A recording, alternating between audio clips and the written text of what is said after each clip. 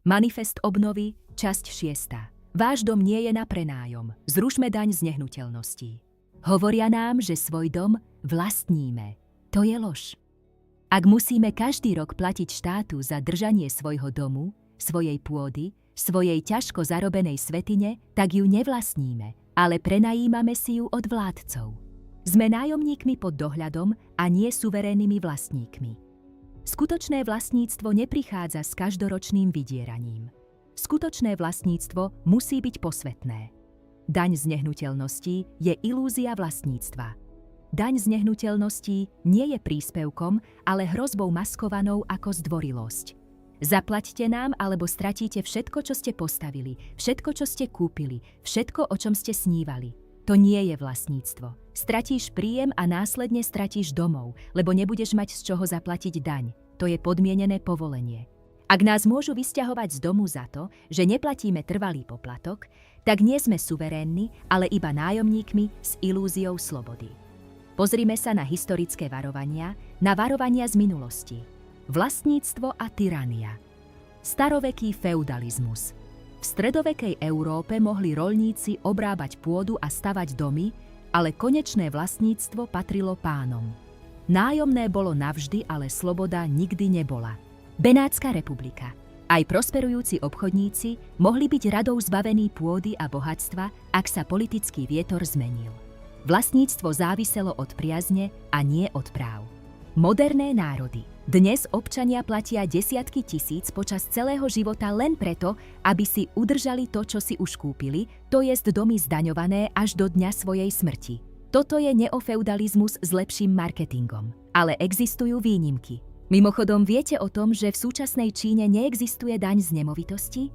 Ako sa na to pozerajú tradičné etické učenia? Právo na zvrchovanosť. Kresťanstvo učí, že robotník si zaslúži ponechať si plody svojej práce. Timotejovi v kapitole 2, verš 6 sa hovorí: nemali by ste byť zdaňovaní do otroctva vo vlastnom dome. Islám obhajuje súkromné vlastníctvo ako právo, pokiaľ bolo jeho nadobudnutie spravodlivé a etické. Zoroastrizmus považuje pôdu za posvätnú, dar, o ktorý sa treba zodpovedne starať, a konfucianizmus zdôrazňuje stabilitu a rešpekt k rodinnému dedičstvu a nie k trvalému vyberaniu poplatkov za jeho vlastnenie. V rôznych civilizáciách je bezpečné vlastníctvo pilierom dôstojnosti a mieru. Čo treba urobiť? Zrušiť trvalú daň z nehnuteľností. Po oprávnenej kúpe alebo zdedení musí byť váš domov váš, bez ročných poplatkov. Vytvoriť miestne systémy dobrovoľných príspevkov, to jest komunity, môžu dobrovoľne financovať služby bez hrozby štátom. Vytvoriť ochranu pred oligarchickým hromadením použitím etického práva, napríklad opatrenia proti špekuláciám, aby sa zabránilo miliardárom v kúpe tisícok domov a zotročovanie ľudí prostredníctvom nájomného, bez toho, aby sa poškodilo skutočné vlastníctvo.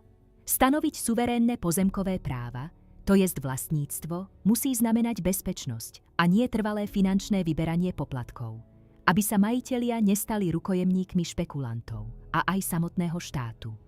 Podľa hesla staviame, vlastníme a bránime. Ak musíme platiť navždy, aby sme si udržali to, čo sme postavili alebo kúpili, tak nie sme slobodní. Sloboda znamená zvrchovanosť nad našim domovom, našou pôdou a nad vlastným životom. Ukončiť daň z nehnuteľností znamená získať späť zvrchovanosť. Naše domy nie sú prenájmom od štátu, ale posvätným predĺžením našej duše. Ak sa vám toto video páčilo a prinieslo vám hodnotu, budeme radi za každý like. Nezabudnite sa prihlásiť na odber a klikni na subscribe, aby vám neušli ďalšie videá zo Slavianskej akadémie. Ďakujeme.